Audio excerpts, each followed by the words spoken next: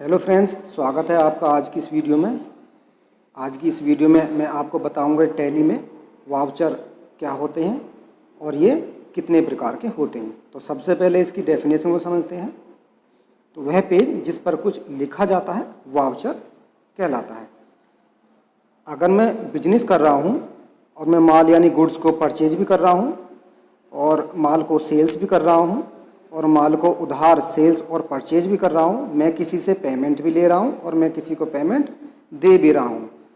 अब इतने सारे ट्रांजैक्शन हो रहे हैं तो मैं इन्हें कहीं पर लिखूँगा नहीं, तो मुझे कैसे पता चलेगा कि मेरे बिजनेस में क्या हो रहा है। पहले जब टैली सॉफ्टवेयर नहीं था तो अकाउंटेंट अलग अलग रजिस्टर रखते थे। जैसे माल यानी गुड्स को परचेज करने के लिए अलग रजिस्टर, माल को सेल्स करने के लिए अलग रजिस्टर और माल को उधार परचेज करने और उधार सेल्स करने के लिए अलग अलग रजिस्टर रखते थे। इन्हीं रजिस्टर को क्या कहते थे? वाउचर कहते थे। अब ज़माना डिजिटल हो चुका है तो अकाउंटिंग का काम इजी करने के लिए कई सॉफ्टवेयर आ चुके हैं। इन्हीं में से एक सॉफ्टवेयर है टैली ERP 9 और टैली ERP 9 में भी अलग अलग तरह के लेन देन को रखने के लिए अलग अलग वाउचर होते हैं, जिन्हें टैली की लैंग्वेज में अकाउंटिंग वाउचर कहते हैं। तो अब अलग अलग रजिस्टर रखने के बजाय टैली ERP 9 में सीधे ही वाउचर में एंट्री करके वो सब हिसाब इतनी आसानी से रखा जा सकता है, जिसे रखने के लिए पहले लोगों को बहुत ज़्यादा मेहनत करनी पड़ती थी। अब समझते हैं कि वाउचर कितने प्रकार के होते हैं, टाइप्स ऑफ वाउचर। तो टैली ERP 9 में 22 वाउचर होते हैं, पर हम इन 22 वाउचर में से 8 वाउचर को समझेंगे। 22 वाउचर का यूज बड़ी बड़ी बिजनेस में यूज़ किया जाता है, पर बेसिक के लिए 8 वाउचर का यूज़ किया जाता है। तो फर्स्ट है हमारा परचेज वाउचर, जिसकी शॉर्टकट की है F9, यानी माल यानी गुड्स को खरीदने की जो एंट्री है यानी परचेज करने की एंट्री इस वाउचर में की जाती है। सेकंड है आपका सेल्स वाउचर, जिसका शॉर्टकट की है F8, यानी माल यानी गुड्स को बेचने यानी सेल्स की जो एंट्री है इस वाउचर में होती है। थर्ड है आपका पेमेंट वाउचर, जिसकी शॉर्टकट की है F5। तो नगद यानी कैश या बैंक के द्वारा किसी को भी पेमेंट करने पर इस वाउचर में एंट्री की जाती है। फोर्थ है आपका रिसिप्ट वाउचर, जिसकी शॉर्टकट की है F6।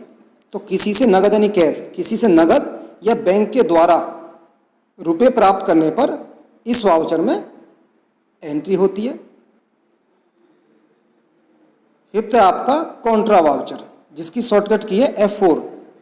नगद रुपए बैंक में जमा कराए जाने पर यानी कैश बैंक में जमा करने पर, नगद रुपए यानी कैश बैंक से निकालने पर, और एक बैंक से दूसरे बैंक में कैश जमा करने पर, यानी cash to bank, bank to cash और बैंक टू बैंक की जो ट्रांजैक्शन होती है यानी एंट्री जो होती है वो कॉन्ट्रा वाउचर में की जाती है।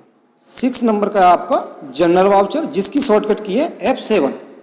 इसमें किसी भी प्रकार की एंट्री की जा सकती है। अगर जनरल वाउचर में किसी भी प्रकार की एंट्री की जा सकती है तो purchase voucher, sales voucher, receipt voucher, contra voucher, इनको यूज़ करने की फिर क्या ज़रूरत है। तो जनरल वाउचर को अच्छी तरह समझने के लिए हम इसको आगे आने वाली वीडियो में डिस्कस करेंगे। नेक्स्ट है आपका क्रेडिट नोट, या इसे कहते हैं सेल्स रिटर्न, जिसकी शॉर्टकट की है Ctrl+F8। जब हमारे द्वारा बेचा गया माल कस्टमर हमें ही वापस लौटाता है तो इस वाउचर में एंट्री की जाती है। नेक्स्ट है आपका डेबिट नोट या फिर परचेज रिटर्न, जिसकी शॉर्टकट की है Ctrl+F9। खरीदा हुआ माल वापस लौटा देने पर, जो हमने माल खरीदा उसको हम वापस लौटा रहे हैं, तो इसकी एंट्री डेबिट नोट वाउचर में की जाती है। तो देखिए टैली ERP 9 में जो बेसिक वाउचर होते हैं वो 8 हैं, इनका हम ज़्यादा यूज़ करेंगे। F4 ये शॉर्टकट की है, ये कॉन्ट्रा की शॉर्टकट की है।